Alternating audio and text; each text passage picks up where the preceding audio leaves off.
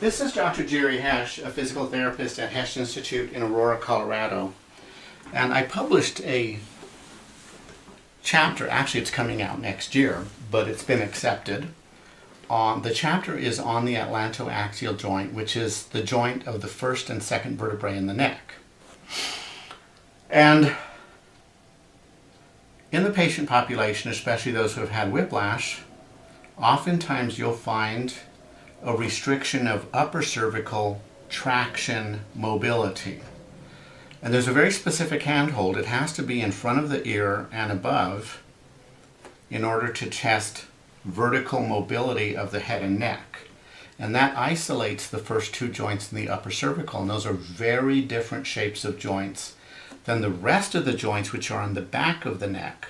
So if I wanted to treat mid-cervical and lower cervical, my contact would be on the occiput. But in order to test movement at the upper two joints, my contact is right here with the palm of my hand.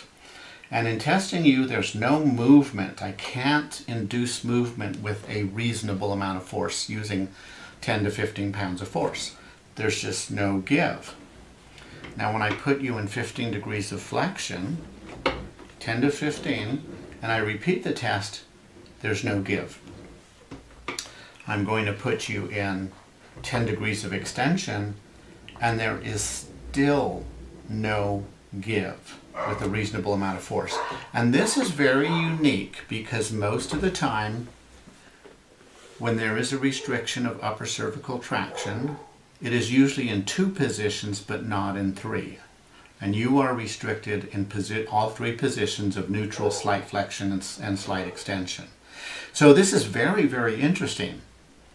And you have a history of neck pain, headache, migraine, visual migraine.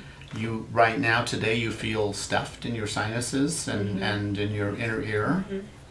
And you also have a history of TMJ symptoms. You're very tender in the right TMJ. And that's partly related to your neck, but it's also a separate issue that we will treat. We found a restriction, but we won't focus on that now. And I just want to point out that it's very unique to have someone present where they're restricted in all three positions. And so I'm going to treat it by treating the suboccipital musculature. I'm going to use a hold where my MP joints are flexed 90 degrees and I come underneath. The traditional model is using the fingers flexed, but they would fatigue. So I'm going to use them straight like that and come right below the occiput to try and soften up the suboccipital musculature. And then I will do manual traction, again with that upper contact. And I'll evaluate that in 2 minutes. And I might do that for as long as 5.